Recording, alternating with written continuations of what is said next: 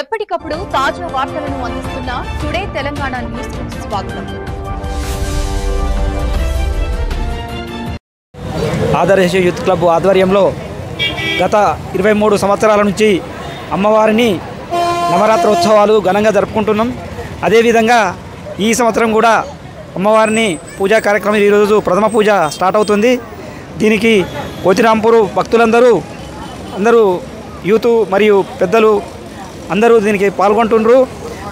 ఈ అమ్మవారి దయ వల్ల ఐరాగ్యాలతో ఐశ్వర్యాలతోటి అభివృద్ధి చెంది రాంపూర్ మరియు కరీంనగర్ పట్టణ ప్రజలందరూ సుఖ సంగతులతో ఉండాలని చెప్పి మనవి చేస్తూ ఇంకా మునుముందు ఇంకా పెద్ద ఎత్తున కార్యక్రమాలు చేసుకోవాలని చెప్పి ఆకాంక్షిస్తున్నాను. అట్లే దసరా కార్యక్రమం కూడా నవరాత్రోత్సవాలు అయిపోయిన తర్వాత 10వ రోజు 2వ తారీఖు నాడు దసరా కార్యక్రమాలు ఉంటాయి. దాంతోపాటు అక్కడ రావణాసుర వధ కూడా ఉంటుంది. మాజీ కార్పొరేటర్ తేలబొమ్మయ్య, కోతిరాంపూర్. విఘ్నేశ్వరాయ నమః. శ్రీమాత్రే నమః. శరన్నవరాత్రులలో భాగంగా ఆదర్శ్ నగర్ యూత్ ఆధ్వర్యంలో కోతిరాంపూర్లో నిర్వహించబడే ఈ మండపంలో శరన్నవరాత్రులు అంగరంగ వైభవంగా ఈరోజు ప్రారంభమవుతున్నాయి.